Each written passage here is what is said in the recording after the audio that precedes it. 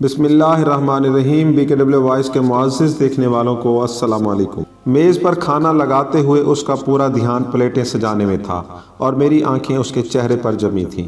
میں نے آہستگی سے اس کا ہاتھ تھاما تو وہ چونک سی گئی۔ میں تم سے ایک ضروری بات کرنا چاہتا ہوں، کافی ہمت جتانے کے بعد بالآخر میرے منہ سے نکلا۔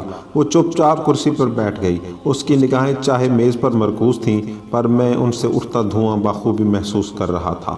ایک پل کے لیے میری زبان پہ تالا سا لگ گیا، پر جو میرے دماغ میں چل رہا تھا اسے بتانا بہت ضروری تھا۔ میں تمہیں طلاق دینا چاہتا ہوں۔ میری آنکھیں جھک گئیں۔ میری امید کے برعکس اس نے کسی قسم کی حیرانی یا پریشانی کا اظہار نہ کیا، بس نرم لہجے میں اتنا پوچھا، کیوں؟ میں نے اس کا سوال نظر انداز کیا۔ اسے میرا یہ رویہ گراں گزرا۔ ہاتھ میں پکڑا چمچ فرش پہ پھینک کے وہ وہاں سے اٹھ گئی۔ پھر رات بھر ہم دونوں نے ایک دوسرے سے بات نہیں کی۔ وہ روتی رہی۔ میں جانتا تھا کہ اس کے لیے یہ جاننا ضروری ہے کہ آخر ہماری شادی کو ہوا کیا ہے۔ میرے پاس اسے دینے کے لیے کوئی تسلی بخش جواب نہیں تھا۔ اسے کیا بتاتا کہ میرے دل میں اس کی جگہ اب کسی اور نے لے لی ہے۔ اب اس کے لیے میرے پاس محبت باقی نہیں رہی۔ مجھے اس پر ترس تو بہت آ رہا تھا اور ایک پچھتاوا بھی تھا، پر اب میں جو فیصلہ کر چکا تھا اس پہ ڈٹے رہنا ضروری تھا۔ طلاق کے کاغذات عدالت میں جمع کرانے سے پہلے میں نے اس کی ایک کاپی اسے تھمائی۔ اس نے ایک نظر کاغذات پر دوڑائی اور اگلے ہی لمحے اس کے ٹکڑے کر کے زمین پر پھینک دیا۔ جس عورت کے ساتھ میں نے اپنی زندگی کے 10 سال بتائے تھے وہ ایک پل میں اجنبی ہو گئی۔ مجھے افسوس تھا کہ اس نے اپنے انمول جذبات اور قیمتی لمحے مجھ پر ضائع کیے، پر میں بھی کیا کرتا؟ میرے دل میں کوئی اور اس حد تک گھر کر چکا تھا کہ اس کے کھونے کا تصور میرے لیے ناممکن تھا۔ بالآخر وہ ٹوٹ کے بکھری اور میرے سامنے ریزہ ریزہ ہو گئی۔ اس کی آنکھوں میں آنسوؤں کا سمندر امڈ آیا۔ شاید یہی وہ چیز تھی جو اس طلاق کے بعد میں دیکھنا چاہتا۔ اگلا روز پورا دن اپنی نئی محبت کے ساتھ بتا کے جب میں تھکا ہرا گھر پہنچا تو میز پر کاغذ پھیلائے کچھ لکھنے میں مصروف تھی۔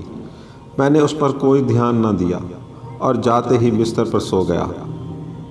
دیر رات جب میری آنکھ کھلی تو وہ تب بھی کچھ لکھ رہی تھی۔ اب بھی اس نے اس سے کوئی سوال نہیں کیا۔ صبح جب میں اٹھا تو اس نے طلاق کی کچھ شرائط میرے سامنے رکھ دیں۔ اسے میری دولت اور جائیداد میں سے کچھ نہیں چاہیے تھا۔ وہ بس 1 مہینہ مزید میرے ساتھ رہنا چاہتی تھی۔ اس 1 مہینے میں ہمیں اچھے میاں بیوی کی طرح رہنا تھا۔ اس شرط کی بڑی وجہ ہمارا بیٹا تھا جس کے کچھ ہی دنوں میں امتحان ہونے والے تھے۔ والدین کی طلاق کا اس کی تعلیم پر برا اثر نہ پڑے، اس لیے میں اس کی یہ شرط ماننے کو بالکل تیار تھا۔ اس کی دوسری اور اہمکانہ شرط یہ تھی کہ میں ہر صبح اسے اپنی باہوں میں اٹھا کے گھر کے دروازے تک چھوڑنے جاؤں، جیسا شادی کے ابتدائی دنوں میں کرتا تھا۔ وہ جب کام پہ باہر جانے لگتی تو میں خود اسے اپنے باہوں میں اٹھا کے دروازے تک چھوڑاتا تھا۔ حالانکہ میں اس کی یہ بات ماننے کو تیار نہیں تھا، لیکن ان آخری دنوں میں اس کا دل توڑنا مناسب نہیں لگ رہا تھا، اس لیے میں نے یہ شرط بھی مان لی۔ اس کی ان شرائط کے بارے میں جب میں نے اپنی نئی محبت سے ذکر کیا تو وہ ہنس بولی، وہ چاہے جو بھی کر لے ایک نہ ایک دن طلاق تو اسے ہونی ہی ہے۔ میری بیوی اور میں نے اپنی طلاق کے معاملے سے متعلق کسی اور سے ذکر نہ کیا۔ شرائط کے مطابق پہلے دن جب مجھے اسے اٹھا کے دروازے تک چھوڑنے جانا تھا تو وہ لمحات ہم دونوں کے لیے بے حد عجیب تھے۔ ہچکچاتے ہوئے میں نے اسے اٹھایا تو اس نے بھی اپنی آنکھیں بند کر لی۔ اتنے میں تالیوں کی ایک گونج ہم دونوں کے کانوں میں پڑی۔ پاپا نے ممی کو اٹھایا ہوا ہے۔ ہاں ہاں ہاں، ہمارا بیٹا خوشی سے جھوم رہا تھا۔ اس کے الفاظوں سے میرے دل میں ایک درد سا اٹھا اور میری بیوی کی کیفیت بھی لگ بھگ میرے جیسی تھی۔ پلیز اسے طلاق کے بارے میں کچھ نہ بتانا، وہ آہستگی سے بولی۔ میں نے جواباً سر ہلایا۔ اسے دروازے تک چھوڑنے کے بعد میں اپنے آفس کی طرف نکل پڑا اور وہ بس سٹاپ کی طرف چل دی۔ اگلی صبح اسے اٹھانا میرے لیے قدر آسان تھا اور اس کی ہچکچاہٹ میں بھی کمی تھی۔ اس نے اپنا سر میری چھاتی سے لگا لیا۔ ایک عرصے بعد اس کے جسم کی خوشبو میرے حواس سے ٹکرائی۔ میں بغور اس کا جائزہ لینے لگا۔ چہرے کی گہری جھریاں اور سر کے بالوں میں اتری چاندی اس بات کی گواہ تھی کہ اس نے اس شادی میں بہت کچھ کھویا ہے۔ 4 دن مزید گزرے۔ جب میں نے اسے باہوں میں بھر کے سینے سے لگایا تو ہمارے بیچ کی وہ قربت جو کہیں کھو سی گئی تھی واپس لوٹنے لگی۔ پھر ہر گزرتے دن کے ساتھ قربت کے وہ جذبات بڑھتے گئے۔ لمحے دنوں کو پر لگا کے اڑا لے گئے اور مہینہ پورا ہو گیا۔ उस आखिरी सुबह मैं जाने के लिए तैयार हो रहा था और वो बेड पर कपड़े फैलाए इस परेशानी में मुब्तला थी कि आज कौन सा लिबास पहने, क्योंकि पुराने सारे लिबास उसके नहीफ जिस्म पर खुले होने लगे थे। उस वक्त मुझे अंदाज़ा हुआ कि वो कितनी कमज़ोर हो गई है। शायद इसलिए मैं उसे आसानी से उठा लेता था। उसकी आंखों में उमड़ते दर्द को देख के न चाहते हुए भी मैं उसके पास चला आया और उसके कंधे पर हाथ रखा। पापा, मम्मी को बाहर घुमाने ले जाएं। हमारे बेटे की आवाज़ मेरे कानों में पड़ी। उसके ख्यालों में उस पल ये ज़रूरी था कि मैं किसी तरह उसकी माँ का दिल बहलाऊं। मेरी बीवी बेटे की तरफ मुड़ी और उसे सीने से लगा लिया।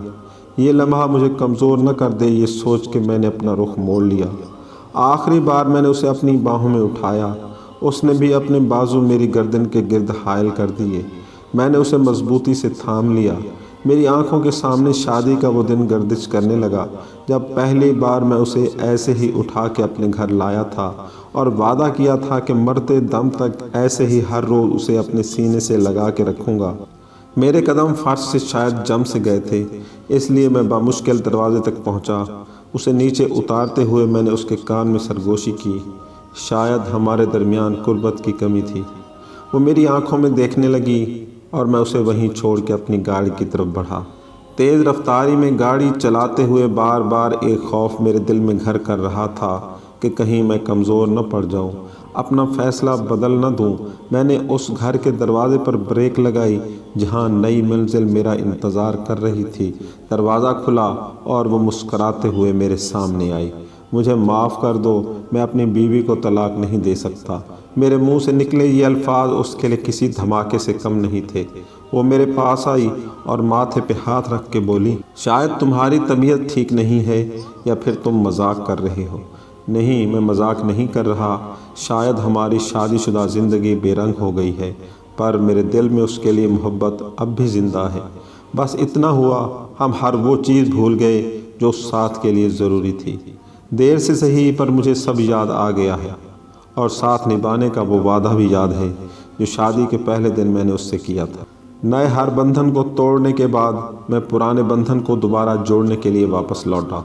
मेरे हाथों में फूलों का एक गुलदस्ता था जिसमें मौजूद पर्ची पे लिखा था, मैं हर रोज़ ऐसे ही तुम्हें अपनी बाहों में उठा के दरवाजे तक छोड़ने आऊँगा। सिर्फ मौत ही मुझे ऐसा करने से रोक सकती है। मैं अपने घर में दाखिल हुआ और दौड़ते हुए सीढ़ियाँ चढ़ने लगा। मेरे पास अपनी बीवी को देने के लिए ज़िंदगी का सबसे बड़ा तोहफ़ा था। मैं जब उससे चंद लम्हों की दूरी पे था तभी ज़िंदगी की डोर उसके हाथों से सुरख गई। कई महीनों तक कैंसर की बीमारी से लड़ते लड़ते वो हार चुकी थी। न उसने कभी अपनी तकलीफ़ का मुझसे ज़िक्र किया और ना ही मसरूफ़ ज़िंदगी ने मुझे उससे पूछने का मौका दिया। जब उसे मेरी सबसे ज़्यादा ज़रूरत थी तब मैं किसी और के दिल में अपने लिए मोहब्बत खोज रहा था। वो जानती थी कि उसके पास ज़्यादा वक्त नहीं है। कहीं ऐसा ना हो कि उसकी मौत से कबल तलाक का असर हमारे बेटे के दिल में मेरे लिए नफ़रत का बीज बो दे। इसलिए बीते एक महीने में उसने बेटे के सामने इंतहाई मोहब्बत करने वाले शौहर का मेरा रूप नक्श कर दिया, जो हकीकी तो नहीं था पर दायमी ज़रूर बन गया। ये कहानी उन लोगों के लिए है जो अपने बेरंग रिश्तों में रंग भरने की बजाय उनसे दूर भागने की कोशिश करते हैं। कई बार ये समझने में हम देर कर देते हैं कि नए रिश्ते कायम करना ज़्यादा सही है या फिर पुराने रिश्तों में रंग भरे जाएं। इसका फ़ैसला आपके हाथ में ज़रूर है, लेकिन ऐसा ना हो कि आप वक्त पे फ़ैसला ना कर सकें और इस ताख़ीर में हाथ हमेशा हमेशा के लिए खाली रह जाए। तो देर मत कीजिए।